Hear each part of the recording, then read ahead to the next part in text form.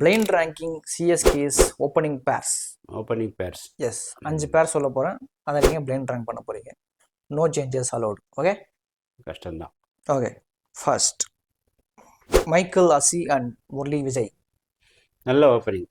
ஒரு காலத்தில் நம்மளுக்கு கப்பு வாங்கி கொடுத்தவங்க. இந்த ரேங்க் ரொம்ப கஷ்டமானது தான்.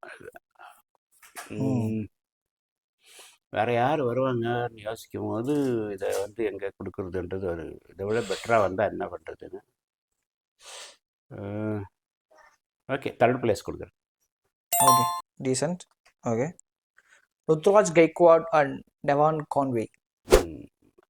ரொம்ப நல்ல ஓப்பனிங், ஆனால் ரொம்ப நாள் நீடிக்கலை, அதுதான் இருந்தது. இது கன்சிஸ்டன்சி இருக்குல்ல, ஆனால் ரொம்ப ஓப்பன் ஆடும்போது ரொம்ப நல்லா ஆடினார். கான்வேலாம் வரும்போது ரொம்ப ஹாப்பியாக இருந்தது சென்னை. காயக்வாடு வந்து அன்றைக்கும் நல்லா இருக்கார், அப்புறமா கொஞ்சம் டவுன் ஆகி இப்போ திரும்ப வந்திருக்காரு. ஓகே, அதனால அவங்கள வந்து 4th பிளேஸில். 4th.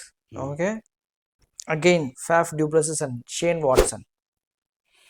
நல்ல ஜோடி. வாட்சன் எல்லாம் இன்னைக்கு கோச்சாக வர்ற அளவுக்கு ஒரு நல்ல ஒரு பர்ஃபார்ம் பண்ணவர். அதனால நம்பர் 1 கொடுக்கலாம், நானும் 2 கொடுக்குறேன். ஏன்னா வருவாங்களோ இதோட பெட்டருன்றதுனால 2 கொடுக்குறேன். செகண்டா? Second. Okay, Brendon McCullum and Dwayne Smith. சிஎஸ்கேவோட அந்த காலத்து ஓப்பனர்ஸ், 2 ஃபாரினர்ஸ். ஆமாம், 2 பேரும் ஃபாரினர்ஸு. வேறு யார் வராங்க டாப்லன்றது தெரியல. மேபி இருக்கலாம், சஸ்பென்ஸ் இருக்கலாம், சஸ்பென்ஸாக கூட இருக்கலாம்.